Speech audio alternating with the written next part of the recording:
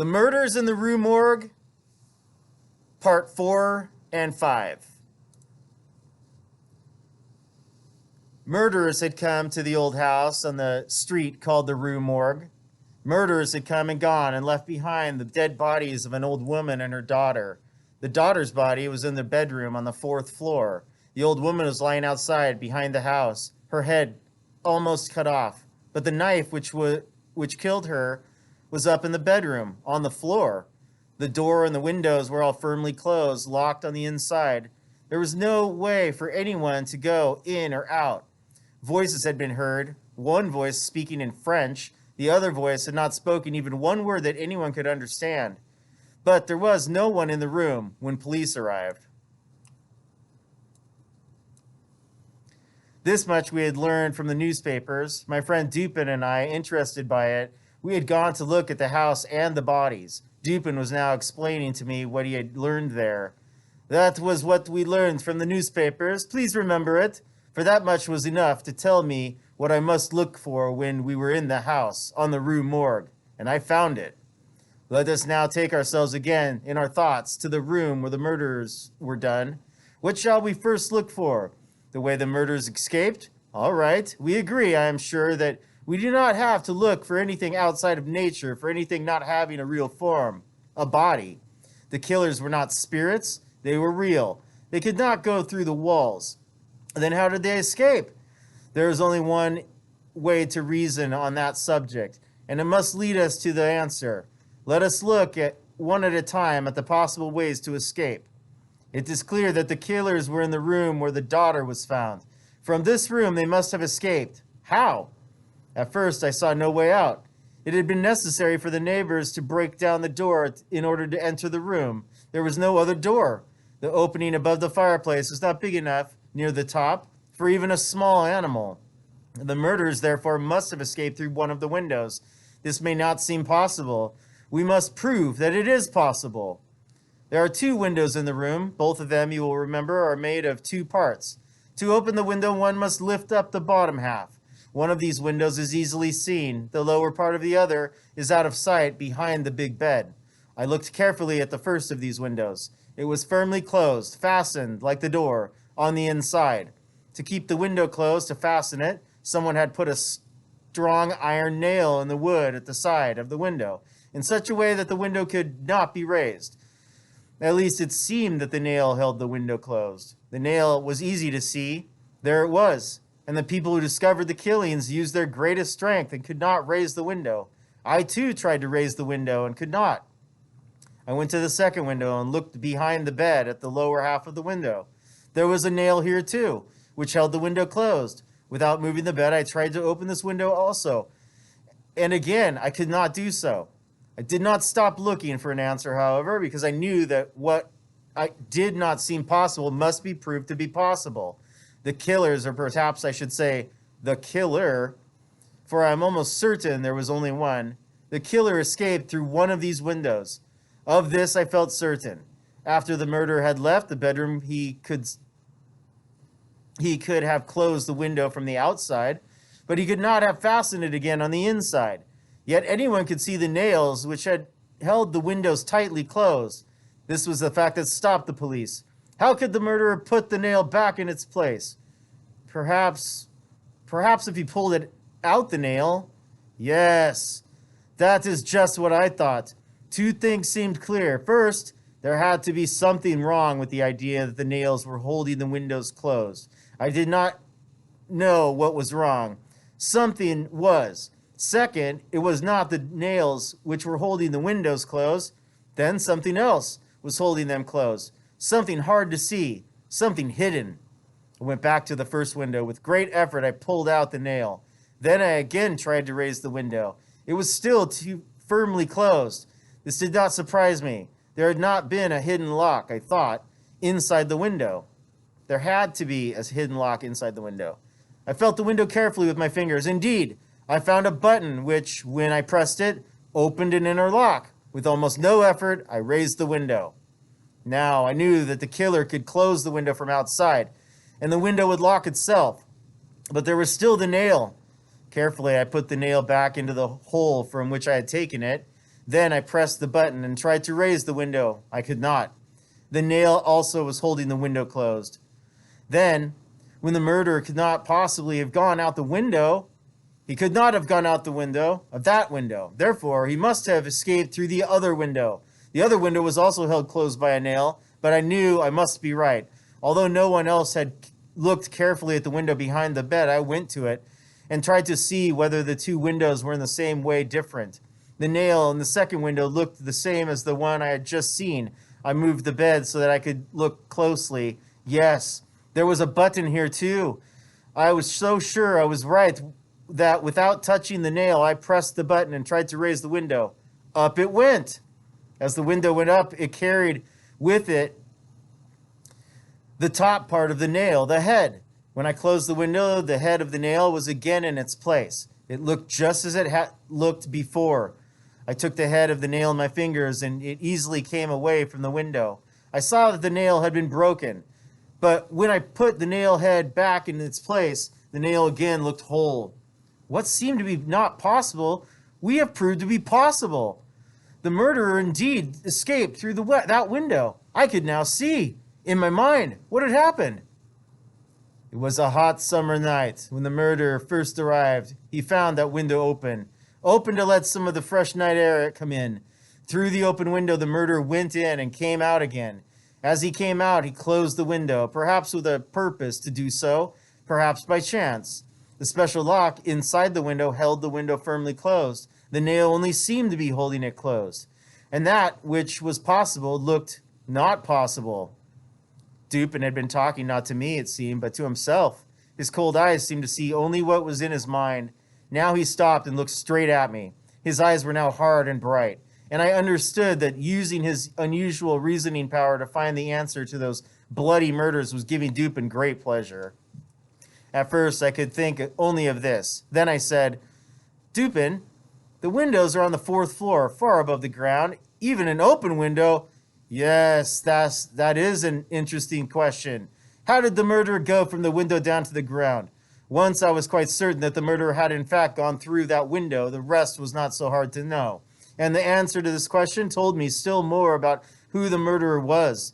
When you and I first came to the house on the Rue Morgue, we walked around the house. At that time, I noted a long, thin metal pole which went from the top of the building to the ground, a lightning rod, put there to carry down to the ground a charge of electricity that might come out of the clouds during a bad summer storm. Here, I thought, is a way for someone to go up and down the wall, and then to go in or out of the window.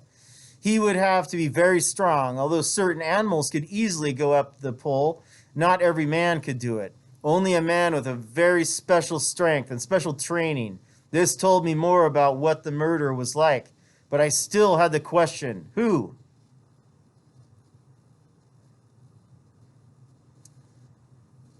Murders in the Rue Morgue, Part 5. That unusual Frenchman, Auguste Dupin, was still explaining to me how he found the answer to the question of who murdered the two women in the house on the Rue Morgue. We now knew that it was indeed possible for the killer to go in and again out one of the windows and still leave them both firmly closed, locked on the inside. And I agreed with Dupin when he said that only someone with very special strength and training could have gone up the lightning rod on the side of the house and thus entered the window. But who the murderer was, we still did not know. Let us look again, said Dupin, at the room on the 4th floor. Let us now go back in our minds to the room we saw yesterday. Consider its appearance. Clothes had been thrown around the room, yet it seemed that none had been taken. The old woman and her daughter almost never left the house. They had little use for many clothes. Those that were found in the room were as good as any they had. If the killer took some, why didn't he take the best, or take all? And why would he take a few clothes and leave all the money? Nearly the whole amount brought from the bank was found in bags on the floor. I want you, therefore, to forget the idea in the minds of the police, the idea that a desire for money was what they call the motive, the reason for the murders. This idea rose in their minds when they heard how the money was brought to the house 3 days before the killings. But this is only what we call a coincidence. Two things happening at the same time, but only by chance and not because of some cause that brought them together. Coincidences happen to all of us every day of our lives. If the gold was the reason for the murders, the killers must have been quite a fool to forget and leave it there. No, I don't think the desire for money was the reason for the killings. I think that there was no reason for these killings except perhaps fear. Now let us look at the murders themselves. A girl is killed by powerful hands around her neck. Then the body is placed in the opening over the fireplace, head down. No murders we usually hear about are like this. There is something here that does not fit our ideas of human actions, even when we think of men of the most terrible kind. Think also of the great strength which was necessary to put the body where it was found. The strength of several men was needed to pull it down. There are other signs of this fearful strength. In front of the fireplace, some gray human hair was lying, thick pieces of it, pulled from the head of the old woman. You saw the hair on the floor yourself, and you saw the blood and skin with it. You know, and I know, the great force is necessary to pull out even 20 or 30 hairs at one time. A much greater force was needed to pull out hundreds of hairs at one time. Also, the head of the old lady was cut almost completely off the body, from the body. Why? To kill a woman with a knife is not necessary to cut off her head. If now, added to all these things, we add also the condition of the room, we have put together the following ideas: strength more than human, wildness less than human, a murder without reason, horror beyond human understanding, and a voice which made no sound that men could understand. What result, then, have you come to? What have I helped you to see? A cold feeling went up and down my back as Dupin asked me the question. A man? Someone who has lost his mind, I said. A madman. A madman. Only a madman could have done these murders. I think not. In some ways, your idea is a good one, but madmen are from one country or another. Their cries may be terrible, but they are made of words, and some of the words can be understood. Here, look. Look at this hair.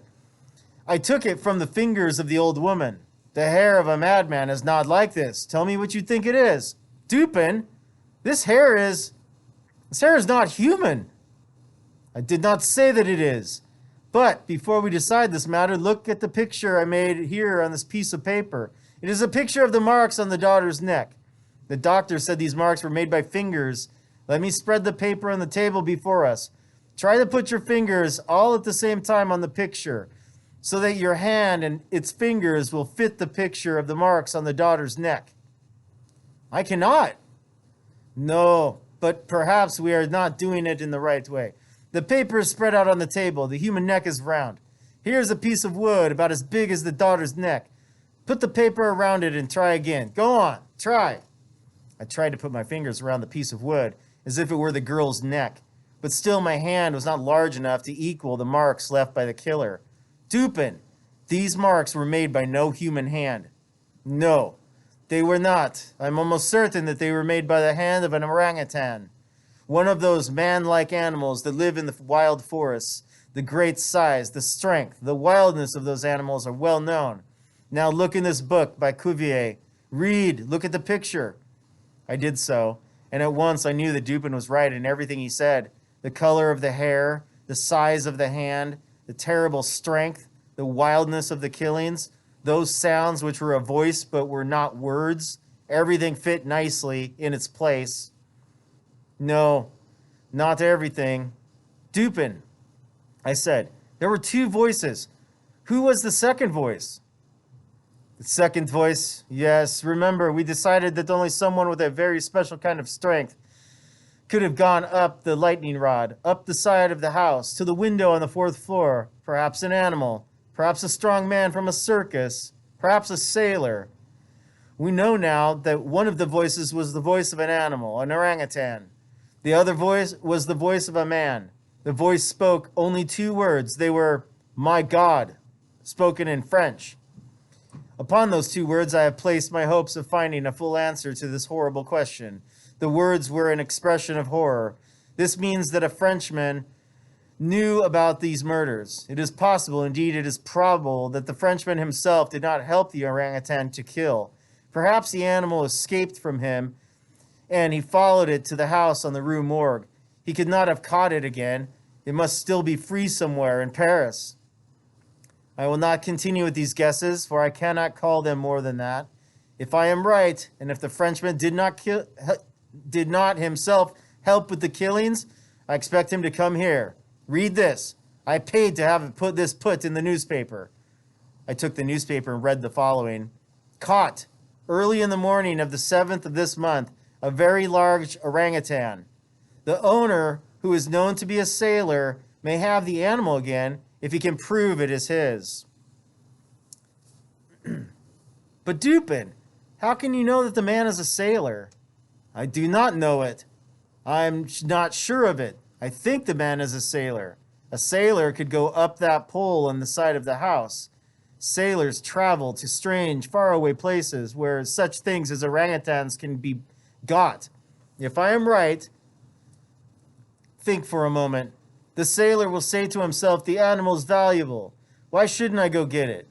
The police do not know the animal killed 2 women, and clearly somebody knows I am in Paris. If I do not go to get the animal, they will ask why. And I don't want anyone to start asking questions about the animal. So I will go and get the orangutan and keep it where no one will see it until this trouble has passed. This, I believe, this is how the sailor will think. But listen, I hear a man's step on the stairs. Dupin had left the front door of the house open, and the visitor entered without using the bell. He came several steps up the stairs, then stopped. We heard him go down again. Dupin was moving toward the door when we again heard the stranger coming up. He did not turn back a second time, but came straight to the door of our room. In a strong, warm, friendly voice, Dupin said, "Come in, my friend, come in." Slowly the door opened, and in came a sailor.